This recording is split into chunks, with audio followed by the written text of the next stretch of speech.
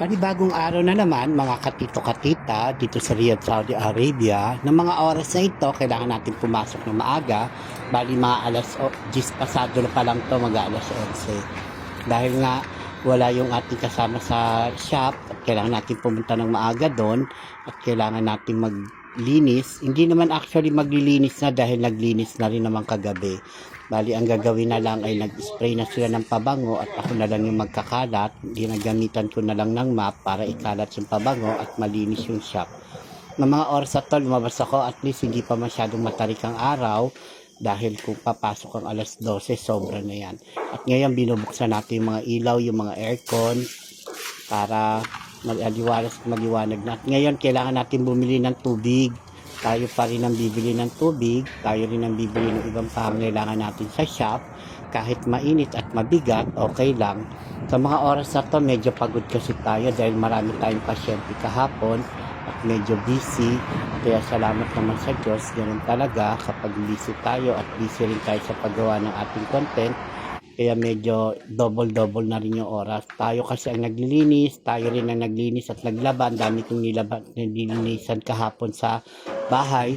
Kaya ngayon, ito, bumili na lang muna ako ng tubig at para may magamit kami sa shop. At nga pala, yung kahapon, yung nangyari na nawala yung mga sa likod, yung mga makina na ninakaw. Ito na po yung update nun. Ito, lalabas tayo. Ito yung ninakaw yung mga makina doon ng aircon natin sa likod. Kaya ngayon, inayos na nila. Ang ginawa nila, tinaas na. Sa tagal ko na sa shop na to, ngayon lang nangyari yan. Talagang sadyang merong talagang mga tao na malilikot ang kamay na hindi inaasahan. At ito ang ginawa, itinaas lahat ng mga makina ng mga Pakistani.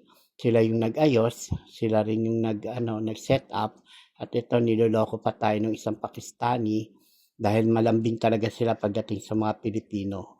At ito, lumabas ako at pumunta ako ng Bacala. Kailangan kong bumili ng meriendahin ko o kainin midnight dinner ko na rin dahil kailangan ko na rin kumain muna dahil hindi pa ako naghahapunan.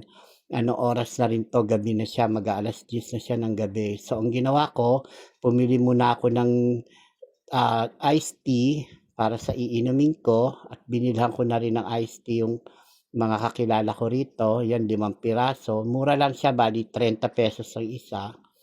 Yan, bumili tayo, bali 150 yan. At dito tayo sa pizza, bibili tayo ng hamburger naman na gawa sa chicken burger para makatikim tayo at magkaroon ng laman ng ating tiyan. Maraming salamat sa mga nagla-like and follow and share. Naway pagpalain kayo ng Diyos. Sa mga nagbibigay ng star, God bless you all guys. Ito yung yogurt at bumili na rin tayo ng iced tea natin. Maraming salamat. God bless you.